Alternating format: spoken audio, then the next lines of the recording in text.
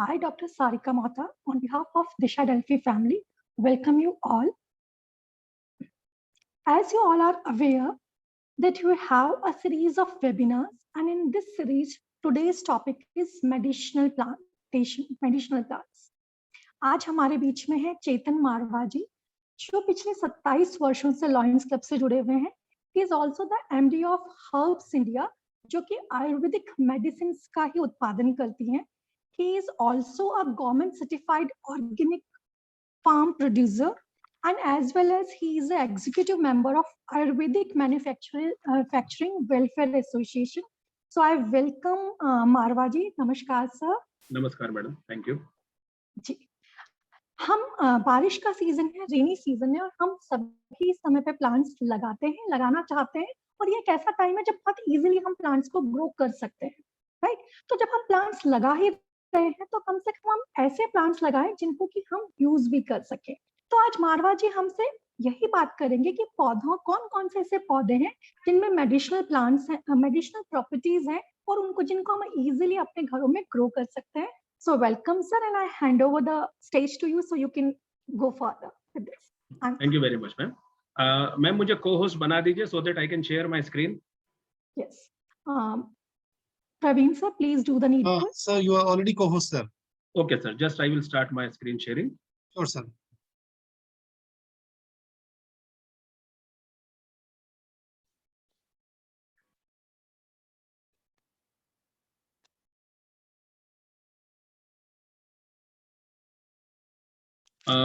Is my screen visible, sir? Yes, sir. Yes, sir. Okay. At the outset, I would like to thank Mota ma'am for giving me this opportunity. Actually, she is a bridge between me and all of the attendees, all of the participants. Madam, दो तीन चीजें मैं शुरू में ही कहना चाहूँगा कि आपने जो कहा कि हम लोग जो प्लांटेशन करते हैं उसमें हम मेडिसिनल प्लांटेशन करें, और दूसरा कि यह सही समय है बारिश का सीजन जिसमें हम अलग अलग प्रकार के या कोई भी प्लांटेशन जब हम करना चाहें तो हम ये प्लांटेशन कर सकते हैं.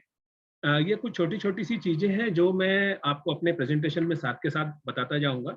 मैं इन दो चीजों के लिए आपको स्पेशली इसलिए बोला कि आगे मैं आपको इस बारे में बताऊंगा कि ये दो चीजें मैंने आपको क्यों याद दिलाई जो आपने अभी अभी कही, क्योंकि ये जो विचार आपने यहाँ रखे ये सिर्फ आपके नहीं, ये अधिकांश लोगों के ये विचार होते हैं, लेकिन इसमें कहीं हमें थोड़ी सी किसी ऐसी चीज की जरूरत होती है जिसमें हम उस चीज को ठीक से समझ सकें.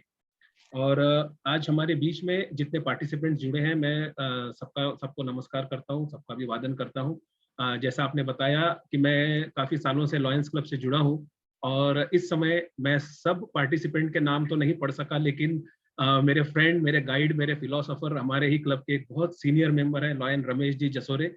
ये उनका एक इंटरेस्ट है, उसकी वजह से आज वो इस सेमिनार से जुड़े हुए हैं, ये देखने के लिए कि उनका जो शिष्य है चेतन मारवा वो किस प्रकार से प्रेजेंटेशन देता है. तो जसोरे जी, मैं आपका यहाँ स्वागत करता हूँ और मैं अपने प्रेजेंटेशन की तरफ आगे बढ़ता हूँ. जैसा कि सभी जानते हैं कि आयुर्वेद, इसके जनक भगवान धन्वंतरी को माना गया है, और उसी भगवान धन्वंतरी को नमन करते हुए मैं आज का प्रोग्राम अपना आप सबके समक्ष रख रहा हूँ. मैं सारा प्रेजेंटेशन बहुत ही सरल लैंग्वेज में अपनी तरफ से देने की कोशिश करूंगा. इसके बाद में क्वेश्चन आंसर सेशन भी होगा अगर टाइम हमें परमिट करता है. तो मेरी कोशिश रहेगी कि करीब 45 मिनट में मैं अपना प्रेजेंटेशन पूरा दे दूं, और कुछ चीज़ों की मैं बहुत ज़्यादा डिटेल्स अभी इस स्लाइड शो में नहीं दे पाऊंगा क्योंकि समय हमारी एक मर्यादा है. लेकिन आप चाहें तो क्वेश्चन आंसर में, या चाहें तो उसके बाद पर्सनली मुझसे जितने समय आप ये क्वेश्चन करना चाहते हैं आप कर सकते हैं. जितना गाइडेंस मैं आपको दे सकूंगा, जितनी जानकारी मैं दे सकूंगा, जितना टेक्निकल हेल्प मैं आपको कर सकूंगा, मैं जरूर करूंगा. क्योंकि जब प्रेजेंटेशन होता है तो समय की मर्यादा हमें ध्यान में रखनी होती है, तो उसी को ध्यान में रखते हुए हम अपने प्रेजेंटेशन में आगे बढ़ रहे हैं. जैसा मैडम ने कहा कि ये बारिश का सीजन है, धरती पे हम झाड़ लगा सकते हैं. एक छोटा सा फोटो मैंने आप लोगों के समक्ष रखा है. आप कुछ समझने की अगर कोशिश करें कि ये फोटो और प्लांटेशन में क्या चीजें हैं जो मैंने इसमें इसे रखा, तो मैं ये कहना चाहूँगा कि धरती को हमने एक स्त्री के रूप में माना है.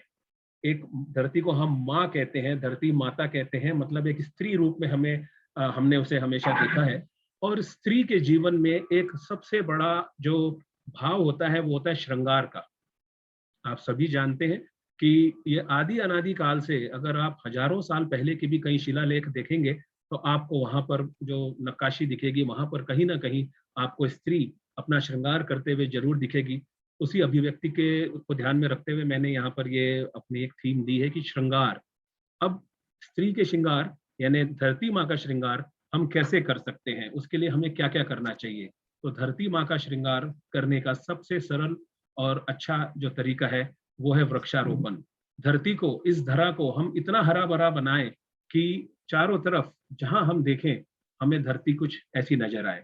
जब भी हम लोग कहीं जाते हैं, कभी जंगल में जाएं, कभी हम किसी इसमें जाएं, हिल स्टेशन पे जाएं, हमें क्या चीज वहां सबसे ज्यादा अट्रैक्ट करती है, और वो चीज होती है ये हरियाली। हम देखते साथ ही हमारे मुंह से निकल आता है, अरे वाह कितना सुंदर सीन है। तो वो हरियाली ही होती है जो हमें अपने तरफ आकर्षित करती है। तो ये सारी चीजें कुदरत ने हमें दी जरूर है, लेकिन कहीं ना कहीं हम इसके लिए जिम्मेदार हैं कि हम धीरे धीरे इस सुंदरता को, इस श्रृंगार को खत्म करते आ रहे हैं। और आगे अगर हम सोचें तो हम अपने बच्चों के लिए, अपने आने वाली पीढ़ी के लिए हम क्या देना चाहेंगे। क्या हम उन्हें चारों तरफ रेगिस्तान या पहाड़ दे के जाना चाहेंगे, या फिर कुछ ऐसी चीजें जो आप लोगों के समक्ष हैं। तो tree plantation road to heaven, जैसे मैंने कहा कि हमें जब भी हरियाली दिखती है हमें ऐसा लगता है कि पता नहीं, जैसे हम कश्मीर जाएं या हिमाचल प्रदेश में जाएं या ऐसी कहीं पर भी जहां हरियाली बहुत ज्यादा है, हमारा मुंह से निकला कितना स्वर्ग जैसा लग रहा है। तो डेफिनेटली माय डियर फ्रेंड्स, ये रोड टू हेवन ही है अगर हम इस धरती पे। और जहां तक मेरा मानना है, मैं वैसे साइंस का स्टूडेंट रहा हूं हमेशा, लेकिन फिर भी कुछ चीजों का मानना मेरा थोड़ा सा अलग है कि ये स्वर्ग नरक ऊपर कुछ नहीं है, स्वर्ग नरक सब कुछ यही है, इसी धरती पर है।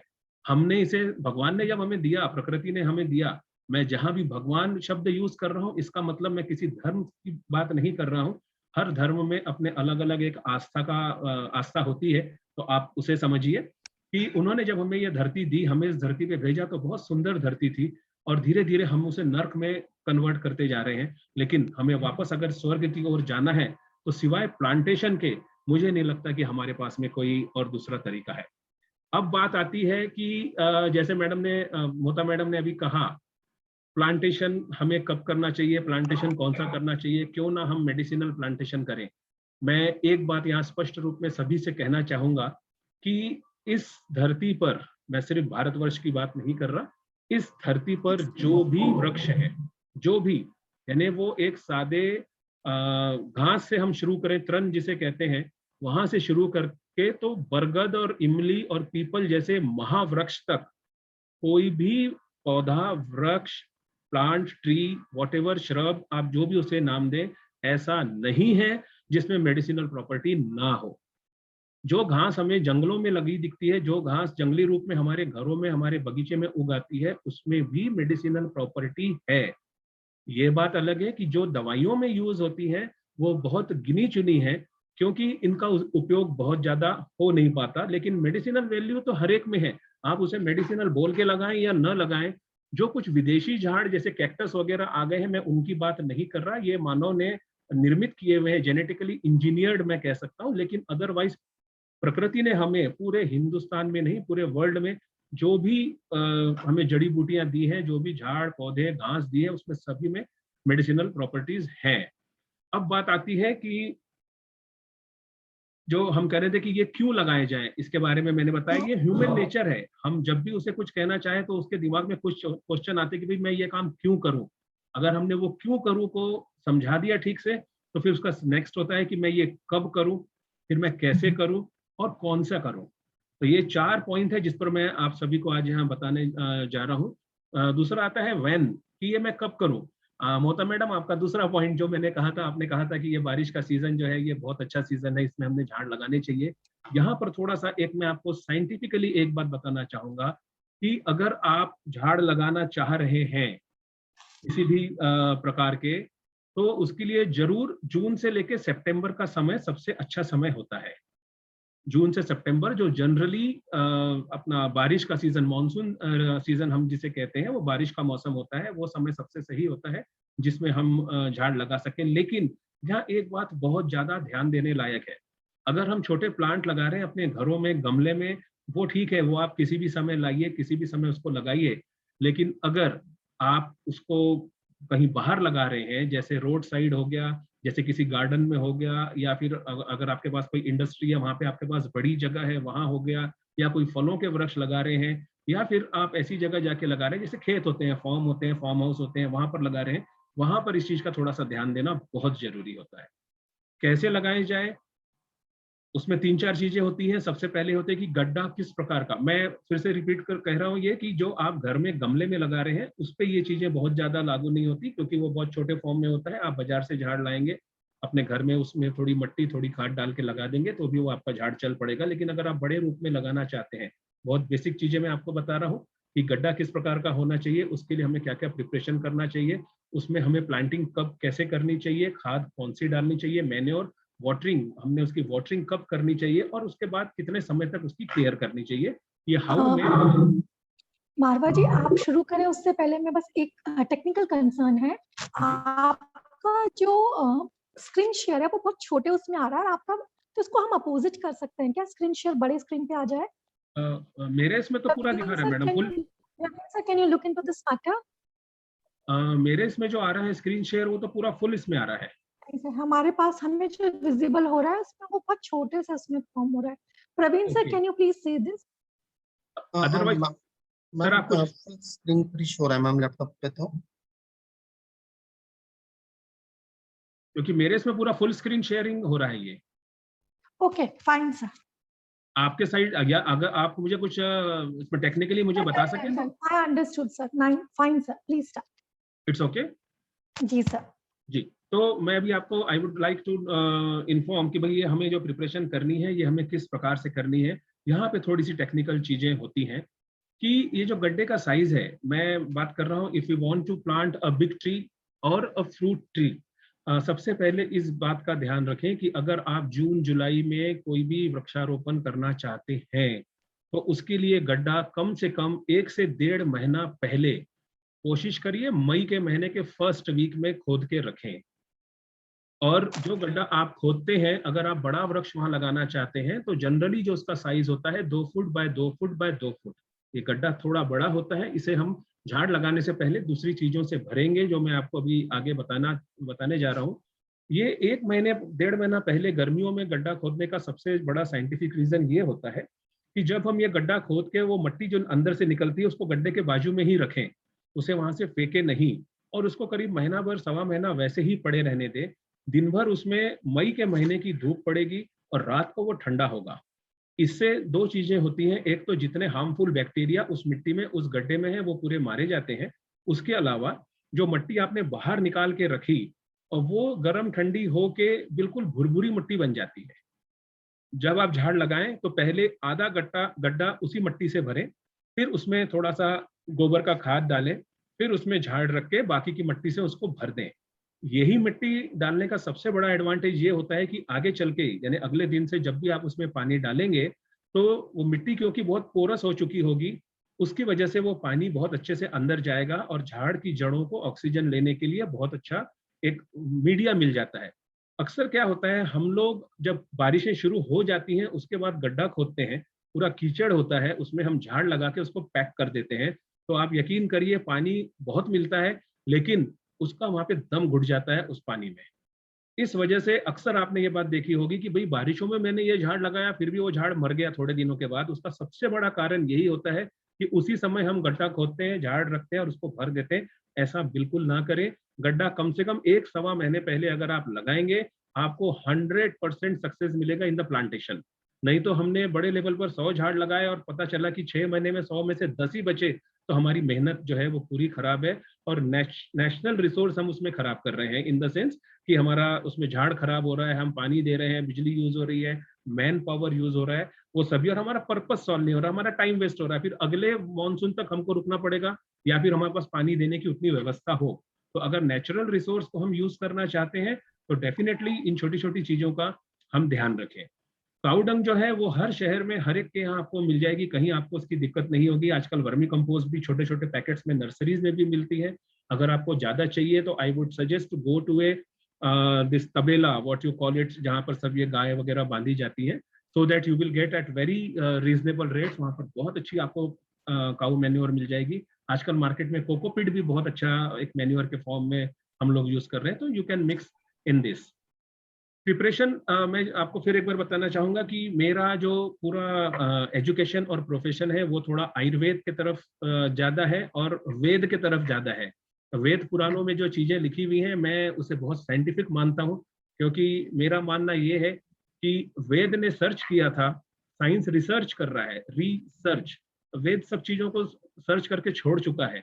जहां हमारा ये ज्ञान खत्म होता है, ज्ञान वहां से शुरू होता है, ये मेरा मानना है।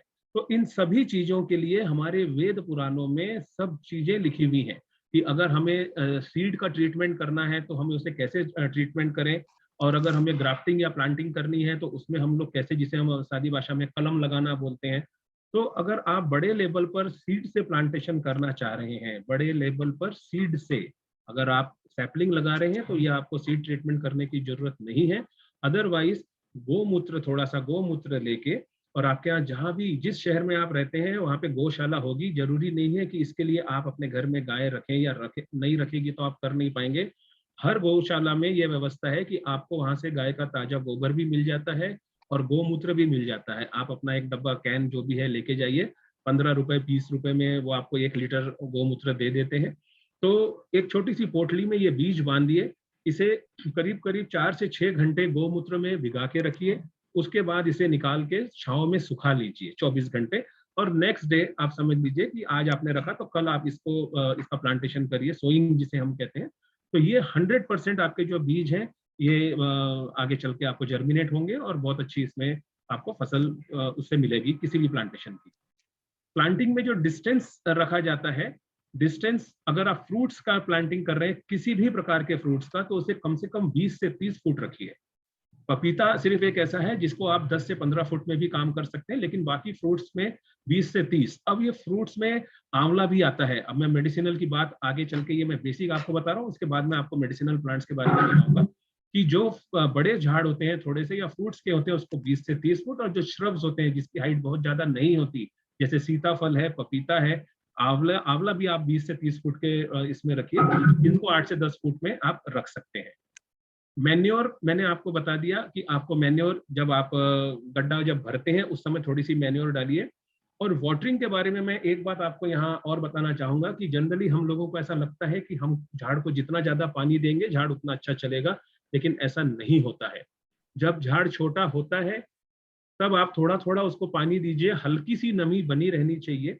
लेकिन जैसे जैसे झाड़ बड़ा होता है, आप एक बात बहुत ध्यान से सुनिएगा, जैसे जैसे झाड़ बड़ा होता है आपको उसी प्रोपोर्शन में पानी जो है उसके तने से, इसके स्टेम से उतना दूर देना होता है। तने के पास पानी नहीं दीजिए, क्योंकि जो झाड़ों की जड़ें होती हैं, कैपिलरीज का काम जो करती हैं, वो मॉइस्चर को सोखती हैं, झाड़ का तना नहीं सोखता है। तो इसके लिए सबसे अच्छा तरीका कि भाई ये कितना दूर पानी दें, इसको हम कैसे डिसाइड करें। एक एक बार आप करेंगे उसके बाद आपको बहुत अच्छे से ध्यान आ जाएगा कि झाड़ जब थोड़ा बड़ा हो जाए, आप समझ लीजिए 1.5-2 फुट का या उससे थोड़ा बड़ा हो जाए, तो उसकी पत्तियों का जो रेडियस है, जो चारों तरफ आप पत्तियां देख रहे हैं, तो पत्ती की लाइन में नीचे एक ऐसी हल्की सी लकीर खींचिए, उस लाइन में पानी दें, तने के पास नहीं दे। या दोपहर को 12 बजे अगर आप कहीं खेत में या ऐसी जगह लगा रहे हैं जहां अच्छी धूप मिल रही है, दोपहर को 12 बजे उस झाड़ की छाया जहां पड़ रही है वहां पे एक सर्कल बना लीजिए और उस सर्कल में आप पानी दीजिए। जैसे जैसे झाड़ बड़ा होगा वो सर्कल अपने आप बड़ा होते जाएगा, क्योंकि उसकी पत्तियां जो हैं वो बड़ी होते जाएंगी। ये बहुत बेसिक सी चीज है, इसको आप ध्यान में रखेंगे तो आपको पानी भी ज्यादा नहीं देना पड़ेगा और बहुत अच्छा उसका काम हो जाएगा। और लास्ट आता है केयर। केयर में ज्यादातर आपको यही करना है कि जो अनवांटेड ट्विग्स आ जाते हैं, छोटी छोटी बीच में डंगालियां आ जाती हैं, उसको आप काटते रहें तो आपके प्लांट की ग्रोथ बहुत अच्छी होती है। अब मैं आ रहा हूँ मेडिसिनल प्लांटेशन की तरफ, विच जैसा मैंने कहा कि हर चीज जो है वो कहीं ना कहीं उसमें मेडिसिनल प्रॉपर्टी होती है। अब मैं जो चीजें यहाँ आपको बताने जा रहा हूँ वो सारी चीजें कहीं ना कहीं हमारे धर्म से जुड़ी हुई हैं।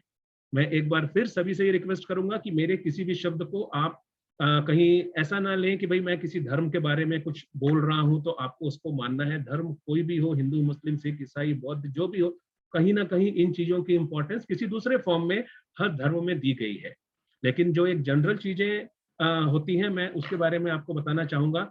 और धर्म से क्यों जोड़ा गया है, कभी आप इस पे चिंतन करिए कि हर चीज को धर्म से क्यों जोड़ा गया है। उसका बेसिक रीजन जो मेरी अल्प बुद्धि में मुझे समझ में आया कि अगर हम धर्म से ना जोड़ें तो हम ऐसी चीज है, यानी इंसान ऐसी चीज है, वो किसी की ना सुने, वो सुनता ही नहीं जब तक उसको धर्म के नाम से डराया ना जाए कि अगर आप ऐसा करोगे तो आपको पाप लगेगा, तो हम सुनते हैं कि ये काम है।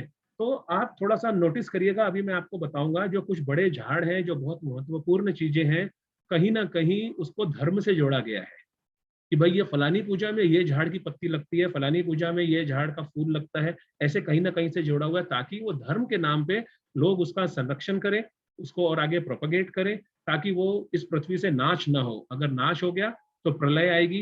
ये बहुत सिंपल सी, बहुत सीधी सी बात है। जैसे ये बेल व पत्र है, बेल का पत्ता जिसे हम कहते हैं, इसे जोड़ा गया है भगवान शिव से। भगवान शिव की जब पूजा करते हैं तो बेल उस पर चढ़ाते हैं। शिव से ही जोड़ा गया है बरगद को, बनियान ट्री जिसे हम कहते हैं, उसको भी शिव से जोड़ा गया है, बनियान ट्री को। फिर उसके बाद सूर्य से जोड़ा गया है नीम को। अब आप देखिए नीम का झाड़ हर एक जगह होता है, कभी आप ये बात को नोटिस करिएगा कि नीम के झाड़ की जो छांव होती है वो सबसे ज्यादा ठंडी छांव होती है। यानी अगर बाहर 48 या 47 डिग्री सेंटीग्रेड का टेम्परेचर चल रहा है, आप नीम के झाड़ के नीचे जाइए, अपना थर्मामीटर जो स्पेशली वेदर के लिए आता है वो लेकर, आपको 1 डिग्री सेंटीग्रेड कम मिलेगा। ये बहुत बड़ी बात होती है कि एक झाड़ के नीचे 1 डिग्री सेंटीग्रेड टेम्परेचर कम होना, वो बताता है कि वो झाड़ की छांव कितनी ठंडी है। उसके अलावा हर प्रकार के रोगों में, स्पेशली खून साफ करने के लिए, या इवन हम खेती की बात करें तो जितने कीटनाशक दवाइयां बनती हैं वो नीम के बिना नहीं बनती, नीम उसमें डलती ही डलती है। इतना इसका फायदा है। हमेशा ऑक्सीजन देने वाला झाड़ है। छोटे बच्चों को स्किन के डिसऑर्डर आने से लेकर, आप याद करिए बड़े बूढ़े उसके पानी से उसको नहलाते थे कि भाई इसको नीम डालो पानी में और उसमें उस पानी से बच्चे को नहलाओ, तो उसमें पित्त जो बोलते हैं या घमोरियां जो बोलते हैं वो उससे दूर हो जाती है।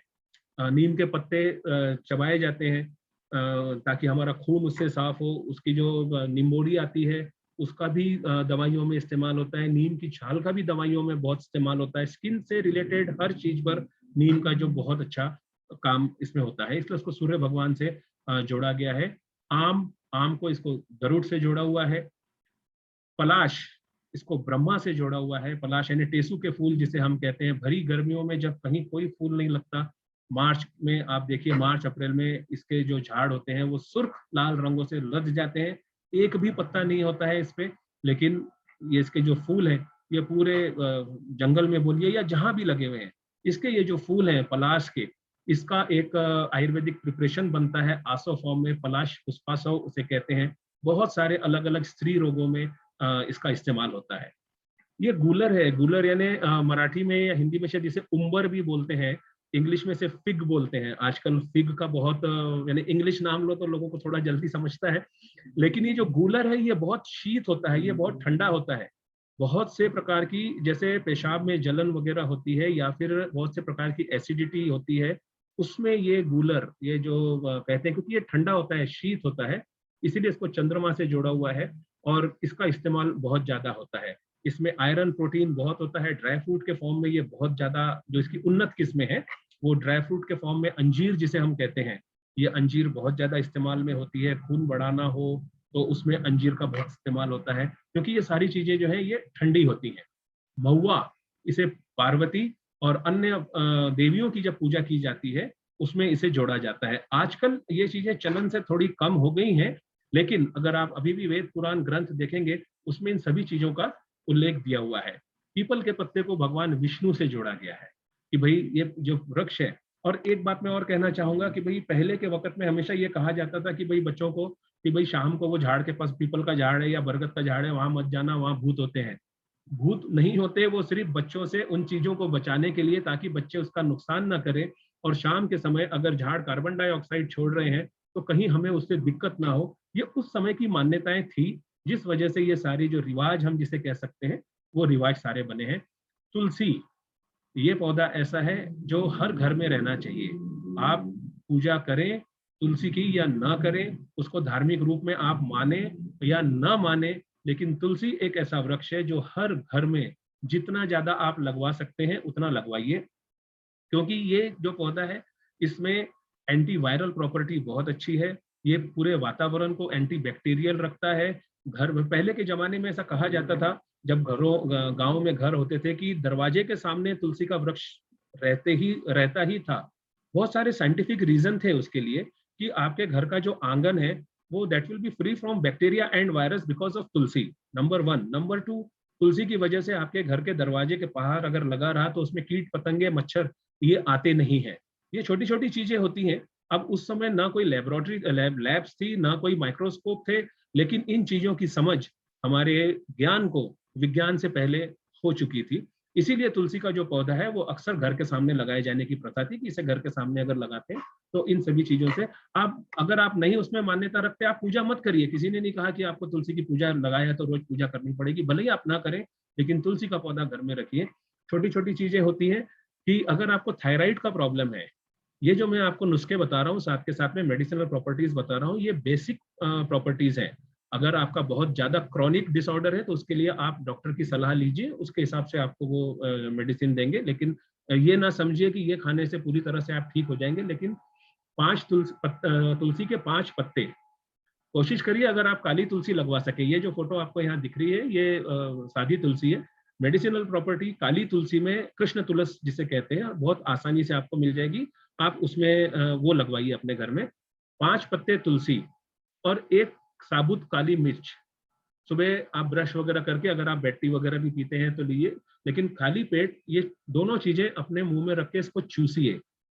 तुलसी के पत्ते को चबाइए मत, क्योंकि तुलसी के पत्ते में जो केमिकल्स होते हैं वो कहीं आपके दांतों के इनेमल को डैमेज कर सकते हैं अगर आप उसको चबाते हैं तो। उसे चबाइए मत, उसे थोड़ी देर चूसते रहिए। अगर आप सुबह पेपर पढ़ते हैं, या आजकल मैं पेपर पढ़ना तो नहीं बोलूंगा, सुबह जब आप व्हाट्सएप तो चेक करते ही होंगे सारे, उठते साथ सबसे पहला काम आजकल वही होता है, तो उतनी देर आप तुलसी के 5 पत्ते और 1 काली मिर्च अपने मुंह में रखिए, उसे धीरे धीरे अपनी जुबान से चूसते रहिए। और थोड़ी देर के बाद वो काली मिर्च जो है वो भी नरम हो जाती है और तुलसी के पत्ते भी करीब करीब घुल जाते हैं। तो काली मिर्च को अपने दांत से ही थोड़ा सा तोड़िए और उसे निगल लीजिए। आपको अगर हाइपोथायराइड और हाइपरथायराइड यानी थायराइड कम हो तो भी और थायराइड ज्यादा हो तो भी ये उसको नॉर्मल करने में बहुत हेल्प करता है। और साथ के साथ में आपकी शरीर की इम्यूनिटी तुलसी से बढ़ती है। अब ये इम्यूनिटी क्या चीज है मुझे अब किसी को बताने की जरूरत नहीं है, क्योंकि ये काम हमारे कोरोना बाबा जी ने कर दिया है। उन्होंने सबको समझा दिया है कि इम्यूनिटी क्या चीज होती है और उसे कैसे बढ़ाया जाए। और ये साइंस ने भी प्रूव कर दिया है कि इम्यूनिटी सिवाय आपके जड़ी बूटियों के या नेचुरल प्रोडक्ट्स के और किसी चीज से नहीं बढ़ सकती। Tulsi is one of the active ingredient of that. अब मैं आपको ये बताना चाहूंगा कि हम अपने घरों में ऐसे कौन से 7 चीजें हैं, 7 हीलिंग हर्ब्स, जो हम अपने घरों में गमलों में लगा सकते हैं। जरूरी नहीं है हर एक के पास बड़ी जगह हो, लेकिन अपने घरों में जो चीजें हम वो लगा सकते हैं। पहली चीज है लहसुन। ये हम अपने घरों में बहुत आसानी से लगा सकते हैं, गमलों में लगा सकते हैं। किचन गार्डन बहुत लोगों को शौक होता है, उन लोगों को पता होगा कि ये घरों में कितनी आसानी से लग जाती है। और जो किचन गार्डन डेवलप करते हैं अपने अपने घरों में, वो तो करीब करीब हर चीज अपने घरों में, यानी पेठा कद्दू तक इतनी बड़ी जो फ्रूट होता है उसको भी वो अपने घरों में, पपीते को, नींबू को, सब अपने घरों में गमलों में उगा सकते हैं आप। लेकिन जो किचन गार्डन भले ही ना कर पाए, फ्लैट स्कीम में रहते हैं, छत उनके एक्सेस में नहीं है, तो गार्लिक, लहसुन वो जरूर अपने घर में लगा सकते हैं। देन चिली, हरी मिर्च जो होती है, ये अपने, क्योंकि देखिए हरी मिर्च का उपयोग, कुछ लोगों को एक ये मिसकंसेप्शन है कि हरी मिर्च खाना ठीक नहीं है, इससे अल्सर होता है। मैं आपको एक बात बताना चाहूंगा कि जो लाल मिर्च हम लोग अपने खाने में इस्तेमाल करते हैं, उसे आप जितना कम कर सकते हैं करिए। उससे ज्यादा हमारी सेहत को उससे नुकसान ज्यादा होता है, हरी मिर्च से नहीं होता। आप लाल मिर्च के बदले धीरे धीरे उसको चेंज करिए, हरी मिर्च इस्तेमाल करिए खाने में। इसको थोड़ा सा पीस के आप खाने में मसाले में डालेंगे, जो तेजी आपको चाहिए, ये जो हरी मिर्च की तेजी है, ये आपको कहीं से दिक्कत नहीं देगी, बल्कि ये आपकी सेहत के लिए हरी मिर्च जो है वो बहुत अच्छी है। इसमें कैल्शियम वगैरह सारा आपके अंदर हरी मिर्च से जाता है। तो यह, और अगर घर में लगी हो तो वो आपको आदत पड़ जाएगी कि भाई 4 हरी मिर्च तोड़ी, अभी के अभी यूज करिए और हम आगे बढ़े। इस प्रकार से हरी मिर्च आप लगा सकते हैं। सौंफ, किसी भी प्रकार का आपको कभी गैस टाइप का प्रॉब्लम हो रहा तो ये सौंफ के जो पत्ते हैं आप इसको भी चबा सकते हैं। सौंफ तो इसमें काफी देर के बाद लगती है, लेकिन इसके जो पत्ते हैं इसको आप चबा सकते हैं। अगर बच्चे को या हमें खुद कभी दस्त लगे, यानी लूज मोशन हो, तो उसमें भी ये बहुत अच्छा काम करती है। इसमें आप थोड़ा सा पत्ते तोड़ के अपने चाय जब बनाते हैं थोड़े से यही पत्ते तोड़ के डालिए, इसको उबालिए, तो डेफिनेटली आपको इसका बहुत फायदा मिलेगा। सौंफ आपके घर में रख सकते हैं। उसी प्रकार से जिंजर, अदरक, ये भी आप एक गमले में बहुत अच्छे से अपने घर में लगा सकते हैं। और अदरक का इस्तेमाल क्या होता है, कहाँ कहाँ होता है, ये मुझे अभी यहाँ बताने की जरूरत नहीं है, क्योंकि ये चीजें हर घर में हम सालों से इस्तेमाल करते आ रहे हैं।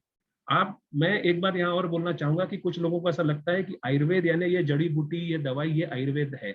आयुर्वेद ये नहीं है। हमारे घर में एक डब्बा होता है जिसमें सारे मसाले होते हैं। उसमें नमक होता है, हल्दी होती है, जीरा होता है, अजवाइन होती है, हल्दी होती है, जैसे 8-10 प्रकार का एक डब्बा होता है, वो आयुर्वेद है। आयुर्वेद वहां से शुरू होता है।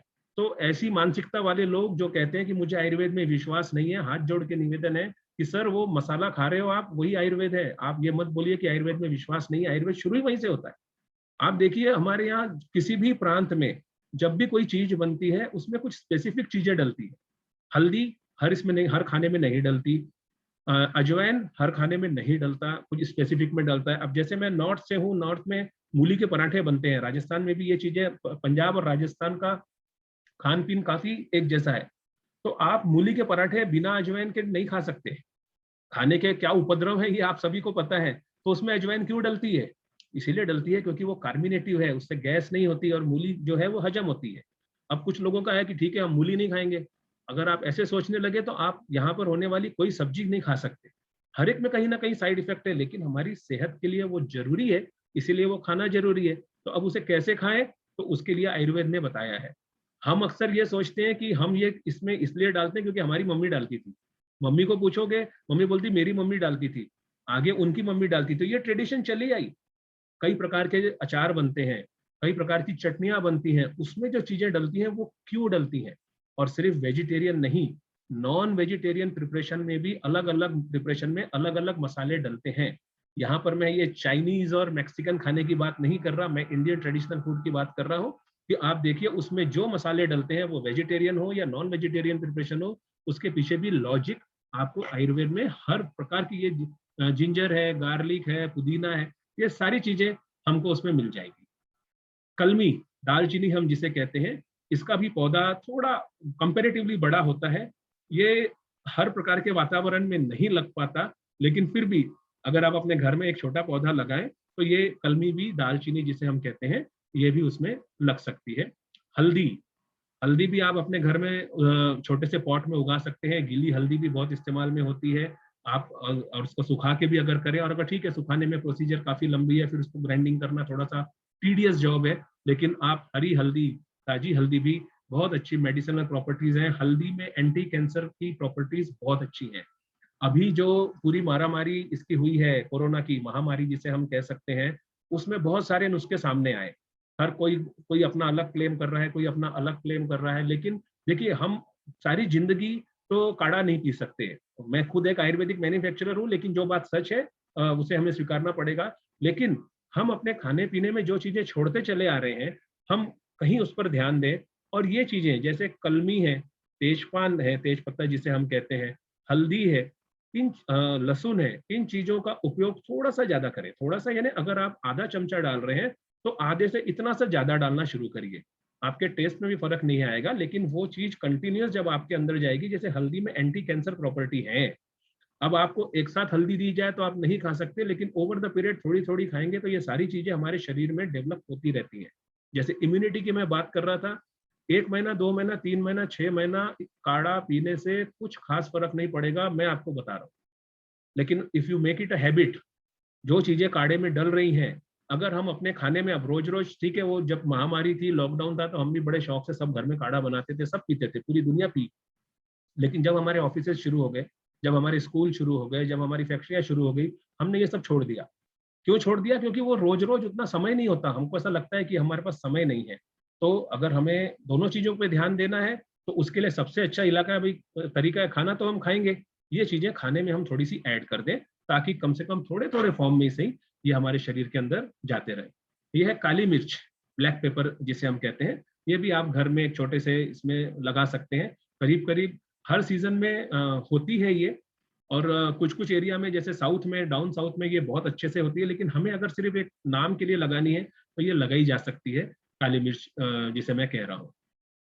अब मैं वापस आ रहा हूँ कि अब नवरात्र आगे हैं, उसके पहले गणपति जी भी विराजेंगे हर जगह। तो ये मैं बहुत शॉर्ट में आपको बताना चाहूंगा कि नवरात्र में जो 9 दिन अलग अलग चीजें नैवेद्य जिसे हम कहते हैं देवी माँ को चढ़ाई जाती हैं, वो कौन सी हैं। मैं फिर कह रहा हूँ, धर्म से इसलिए जोड़ी गई है इन चीजों को ताकि लोग उसी धर्म के बहाने इसका संरक्षण करें। आप यहाँ देख सकते हैं, जैसे बनाना है उसे ब्रह्मानी को अर्पित किया जाता है, हल्दी जो है उसे माँ दुर्गा को अर्पित किया जाता है, अनार रक्त दंतिका जो देवी का एक रूप है उसको दिया जाता है, बिल्व शिवा को, राइस पैडी यानी धान जिसे कहते हैं वो लक्ष्मी को अर्पण की जाती है, अशोक के पत्ते, अशोका झाड़ जिसे हम कहते हैं, ये शोक रहिता इन्हें अर्पण किए जाते हैं। जयंती एक प्रकार का फूल होता है पीले कलर का, वो कार्तिकी को। जमीकंद सूरन जिसे कहते हैं, राजस्थान में सूरन बहुत चलता है, जमीकंद जो है वो चामुंडा देवी को, और अरबी जिसे कहते हैं वो माँ कालिका को। ये ऐसे अरबी के पत्ते ये ऐसे अर्पण किए जाते हैं। उसके पीछे कारण वही है कि धर्म से इसलिए जोड़ा गया है। और गणेश जी को जो 21 अलग अलग चीजों का नैवेद्य लगाया जाता है वो मैं अभी यहाँ आपको नहीं बता रहा हूँ, क्योंकि मैंने बताया था समय की कमी है। आप चाहेंगे तो मैं आपको उसकी स्लाइड एक अलग से भेज सकता हूँ कि कौन सी 21 चीजें हैं जो गणपति भगवान, गणेश भगवान को जब स्थापना होती है तो उन्हें दी जाती है। अब हम बात करते हैं कि ये प्लांटेशन जो है या मास प्लांटेशन है, ये हमने क्यों करना चाहिए। अब मैं मास प्लांटेशन यानी मैं सिर्फ मेडिसिनल प्लांटेशन की बात कर रहा हूँ। देखिए, 2 प्रकार से होते हैं मेडिसिनल प्लांटेशन। एक कि हमको प्लांटेशन तो करना ही है लेकिन ऐसा करें जो मेडिसिनल हो। दूसरा कि हम उसको अगर कमर्शियल वे में करना चाहते हैं, अगर हमारे पास में खेत है वो मेडिसिनल कल्टीवेशन, में उसे प्लांटेशन नहीं, मैं उसे मेडिसिनल कल्टीवेशन का नाम देता हूँ। तो मेडिसिनल कल्टीवेशन के लिए मैंने इस समय यहाँ पर कुछ ज्यादा डिटेल्स नहीं दी है। मेडिसिनल कल्टीवेशन के लिए मैं, आप चाहें तो पर्सनली आपसे उस पर डिस्कस कर सकता हूँ, उस पर भी मेरा काफी काम हुआ है। तो हमें ये सारी चीजें जो चाहिए वो क्यों चाहिए, क्योंकि इससे स्ट्रेस कम होता है, हमारी हेल्थ बढ़ती है। कुछ लोग हैंड रेस कर रहे हैं, मैं उनसे रिक्वेस्ट करूंगा कि वो क्वेश्चन आंसर में जो पूछना चाहें मुझसे क्वेश्चन आंसर में पूछें प्लीज, ये रिक्वेस्ट है उनसे। एंड देन क्लाइमेट चेंज जो होते हैं वो ट्रीज जो है उसमें बहुत अच्छा रोल करते हैं कि रोल अदा करते हैं कि वो उसको रोकते हैं, हवा को साफ करते हैं, ये आप लोगों को बताने की जरूरत नहीं है। ऑक्सीजन देते हैं, अभी आपने ऑक्सीजन की कीमत क्या है हमने सब ने जान ली है। लेकिन ऑक्सीजन ये ऐसी तो है नहीं कि भाई हमने झाड़ से निकाली और सिलेंडर में लगा ली। कहने का मतलब ये है कि दूषित हवा, polluted air when we inhale, तो धीरे धीरे धीरे धीरे आप देखिए हमारी जो इम्यूनिटी है शरीर के अंदर, हम उसे ऑक्सीडेशन कहते हैं कि ऑक्सीजन जब हम अंदर लेते हैं तो ऑक्सीजन अंदर लेने के बाद में पूरी की पूरी ऑक्सीजन बाहर नहीं निकलती है, कहीं ना कहीं उसके कुछ रेसिड्यूज शरीर के अंदर रहते हैं और वो हमारे जो ब्लड सेल्स हैं, ब्लड सेल्स में धीरे धीरे धीरे धीरे एक्यूमुलेट होते रहते हैं। And over the period, age होने के बाद में ये सारा जो एक्यूमुलेशन है इसे ऑक्सीडेशन, सादी भाषा में जंग लगना जिसे हम कहते हैं, ये होना शुरू होता है। हम जितनी ज्यादा पोल्यूटेड एयर अंदर लेंगे ऑक्सीडेशन उतना जल्दी होगा, हम उतने जल्दी बूढ़े होंगे। कहा जाता है ना कि भाई ये शहर में रहने वाले लोग इतनी भागदौड़ करते हैं, इतने जल्दी उनके बाल भी सफेद हो जाते हैं और बूढ़े हो जाते हैं, जबकि गांव में रहने वाला लोग इतने जल्दी बूढ़े नहीं होते। कारण, बेसिक कारण यही है, साइंटिफिक कारण यही है कि गांव में अभी भी हवा थोड़ी साफ है, शहरों में नहीं है, क्योंकि विकास के नाम पर हमने सारे जंगल, सारे झाड़ काट दिए हैं। तो हवा साफ करना है हमें, तो झाड़ लगाने के सिवाय आपके पास में दूसरा कोई भी इलाज नहीं है। और जो अल्ट्रावायलेट रेज आती हैं उससे हमारा बच्चों का, या हमारे बच्चे बाहर हमेशा खेलते रहते हैं, अब थोड़े कम है लेकिन वैसे उससे भी बच्चों का होता है। एंड ट्रीज हील, जैसे मैंने बताया कोई झाड़ ऐसा नहीं है जिसकी मेडिसिनल वैल्यू ना हो, हर झाड़ कुछ ना कुछ मेडिसिनल वैल्यू आपको देता है। आगे मैं अभी आपको रिसेंट अपना एक एग्जाम्पल दिखाऊंगा, आगे की स्लाइड में मैं आपको बताऊंगा, ये स्पेशली ट्रीज हील के ऊपर। ये जापान में आप लोगों ने पेपरों में भी पढ़ा होगा, गूगल भी हमें बहुत नॉलेज देता है कि ये शिनरिन योकू एक उन्होंने एक टर्म को कॉइन किया है। वहां पे उन्होंने जंगल डेवलप किए हैं और जो लोग बीमार हैं अच्छे खासे पैसे लेकर उनको वहां भेजा जाता है जंगलों में, वहां पर 1 हफ्ता 10 दिन 15 दिन उनकी जो नीड है वहां उन्हें रखा जाता है और उसके बाद में उनको वापस भेज दिया जाता है। अब आप मुझे बताइए कि जंगलों में रखने के लोग पैसे लेने शुरू हो गए हैं। यहाँ पर भी है, रिजॉर्ट्स में आप देखिए स्पा के नाम से खुले हैं, हेल्थ सेंटर, वेलनेस सेंटर। वो क्या है, वो वही चीज है ना कि नेचुरल हैबिटेट में आपको रख रहे हैं जिससे हम दूर हो चुके हैं। बैक टू बेसिक्स, हम जो पहले जो गाँव में करते आ रहे थे कि चारों तरफ हमारे जंगल है, अभी मैं जहाँ बैठा हूँ मैं आपको पीछे दिखा नहीं सकता, लेकिन मैंने घर के आसपास भी मेरा इंडिपेंडेंट घर है, घर के आसपास भी मैंने इतने बड़े बड़े वृक्ष लगा रखे हैं कि ऐसा लगता है कि मैं किसी ऐसी जगह बैठा हूँ जहाँ चारों तरफ ग्रीनरी है। तो कहने का मतलब है कि जब लोग इसकी मार्केटिंग कर रहे हैं, और हम जापान की क्यों बात करें, हमारे हिंदुस्तान में भी ये सब काम हो रहे हैं। तो आप ये सोचिए कि हमें जिसके पैसे देने पड़ रहे हैं, अगर हम थोड़ी सी मेहनत करें, और सिर्फ मेहनत नहीं, मैं एक रिक्वेस्ट करूंगा कि सिर्फ एक सेल्फी खींचने के लिए झाड़ मत लगाइए। आप एक झाड़ की जान लेंगे अगर आपने सिर्फ सेल्फी खींचने के लिए झाड़ लेके लगाया, क्योंकि बाद में आप अगर उसकी केयर नहीं करेंगे, वो झाड़ मर जाएगा, वो बेचारा नर्सरी में पड़ा है, उसको वहीं पड़े रहने दीजिए, कोई दूसरा आएगा, दूसरा ले जाएगा, दूसरा लगा लेगा।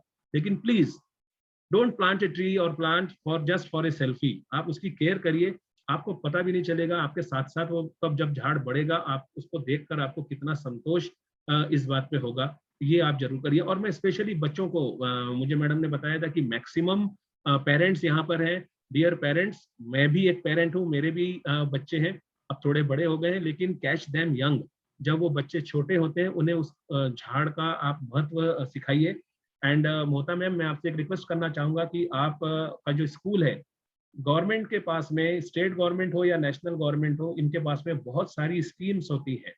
नेशनल मेडिसिनल प्लांट बोर्ड या state medicinal plant board, SMPB, आप गूगल करेंगे आपको सारी डिटेल्स इसमें मिल जाएगी। नेशनल लेवल पर भी और हर स्टेट लेवल पर भी जो कृषि अधिकारी होता है उसके पास में ये स्कीम होती है, आप अपने इसमें सर्च करिएगा। उनके पास में ढेर सारी स्कीम्स हैं जो स्कूल को स्पेशली, या तो आपकी कोई सोसाइटी हो या फिर कोई मंदिर का जैसे फाउंडेशन या ग्रुप होता है, या स्कूल एजुकेशन इंस्टीट्यूट हो, इनको बहुत अच्छी सब्सिडीज मिलती है अपने प्रीमाइसेस में कुछ झाड़ लगाने की। और ऐसा कोई जरूरी नहीं है कि आपको जंगल खड़ा करना है, आप 10-12 प्रकार के एक एक भी ट्री लगा दें, जैसे एक आंवले का लगा दें, एक नीम का लगा दें, ऐसे बहुत आएंगे। मैं आगे आपको बताऊंगा कौन कौन से झाड़ लगाए जा सकते हैं। उनके पास कम से कम 300-400 झाड़ों की लिस्ट है। आप कोई भी 12-15 झाड़, जितनी आपकी जगह आपको परमिट करती है, उतनी जगह पे एक एक झाड़ लगा लीजिए। गवर्नमेंट कई सालों तक आपको उसके लिए सब्सिडी देती है, इवन फॉर द मेंटेनेंस। उसके अलावा अपने स्कूल में, मैं भी स्कूलों से जुड़ा हुआ हूँ, एजुकेशन इंस्टीट्यूट से जुड़ा हुआ हूँ, तो हम लोग ये करते हैं। आपके हर स्कूल में हाउस होते हैं अलग अलग, कोई उसको हाउस बोलता है, कोई उसको क्लब बोलता है। वो क्लबों को जिम्मेदारी दीजिए या वो हाउस को जिम्मेदारी दीजिए पर्टिकुलर क्लास को, कि ये आपको लगाना है।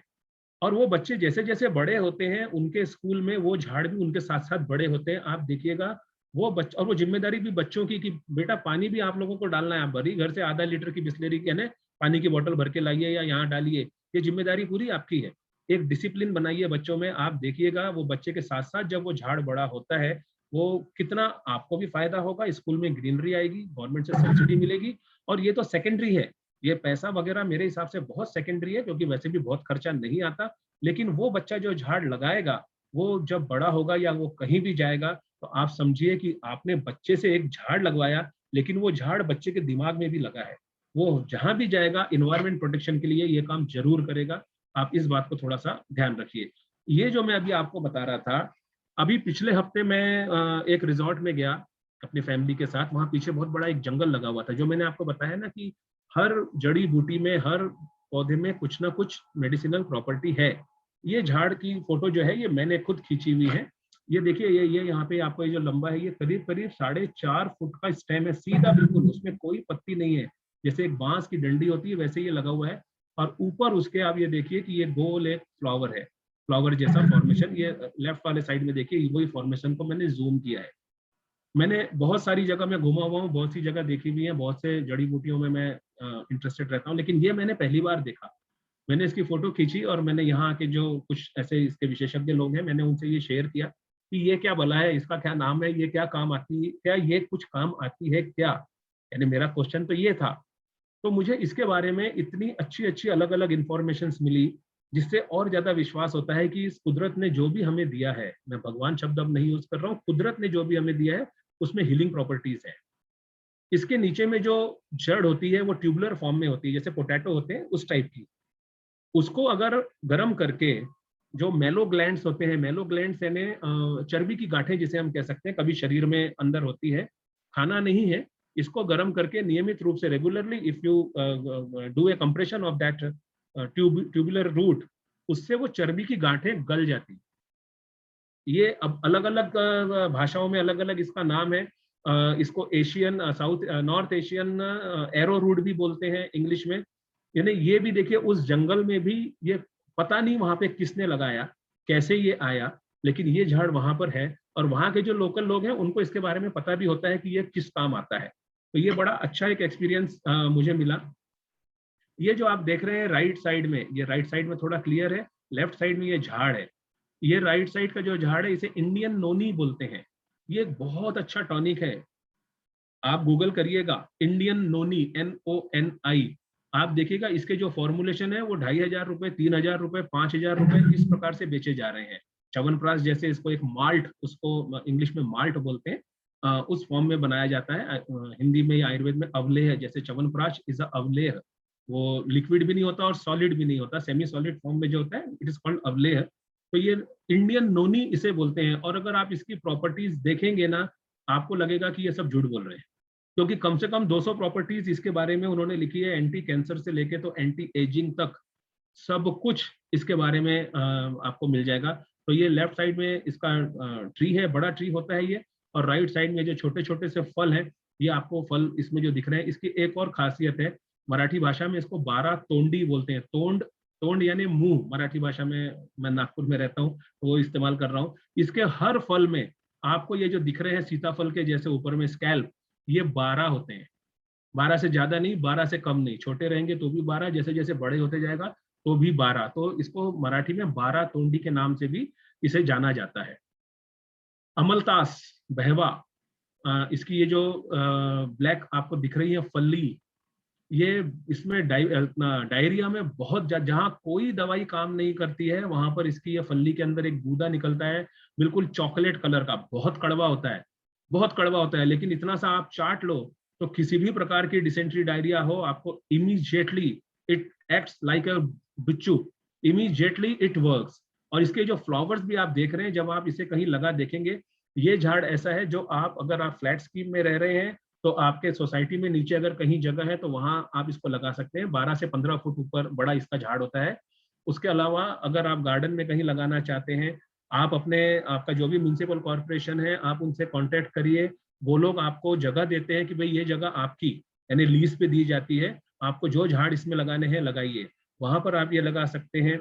आप इसको रोड साइड में इसको आप लगा सकते हैं, अगर आप स्कूल में लगाना चाहें तो इसको लगा सकते हैं। बहुत बहुत सुंदर इसके फूल जब आते हैं, और भरी गर्मियों में जब कहीं झाड़ों में पत्ते तक नहीं रहते, तो उस समय ये फ्लावरिंग येलो जो आप देख रहे हैं, ये गर्मियों की फ्लावरिंग है। बहुत ही अच्छा आपको ये सुकून वाला एहसास इसमें होता है, और मेडिसिनल प्रॉपर्टी भी इसकी है। ये गुंजा, आप जानते होंगे, गुंजा जिसे रत्ती बोला जाता है, ये 3 अलग अलग कलर में आती है।